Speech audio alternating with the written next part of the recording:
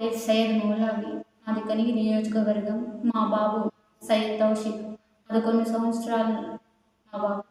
2 సంవత్సరాల నుంచి నా బాబు మీ చేతుల్లో పెట్టి నేను దూరంగా ఉన్నాను. కానీ ఈరోజు మా బాబుని మీ పొట్టున పెట్టుకున్నారు రా. మీరు నాకు దూరం చేశారు.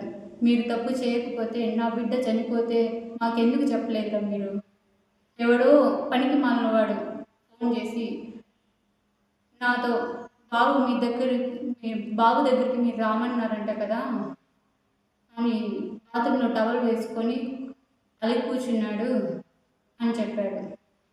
మేము ఆ విషయం తెలుసుకొని అలాగే అక్కడికి వెళ్ళేసరికి కందుకూరు గవర్నమెంట్ హాస్పిటల్లో ఎవరో తెలియని వాళ్ళు తీసుకొని మా బాబుని అక్కడ ఉంచారు. మేము మీకు ఫీజు కట్టలేదారా? మీ మీద నమ్మకం ఉంచే కదరా మా బాబుని మీ దగ్గర ఉంచింది. మీరు ఎందుకు ఇంత నీచమైన పనులకు పాల్పడ్డారా?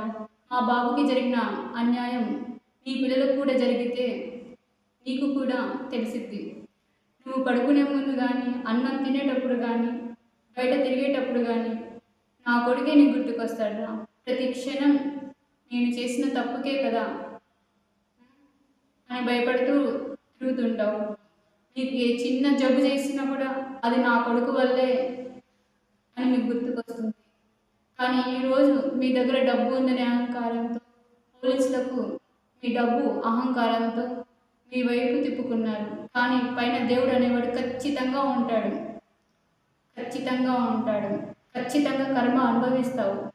ఇప్పుడు నీ దగ్గర ఉన్న రాజకీయ పలుకుబడి, చట్టం, పోలీసులు, డబ్బు ఉందనే అహంకారంతో విరుగుతున్నావు. కానీ నా ఏడుపు ఖచ్చితంగా మీకు మీ పిల్లలకు తగులుతుంది. నా కొడుకు మీ చేతిలో ఎంత నరకం అనుభవించాడో మీ పిల్లలు కూడా అంతకంత పోతారు. నా ఏడుపు మీకు తగలకుండా పోదు.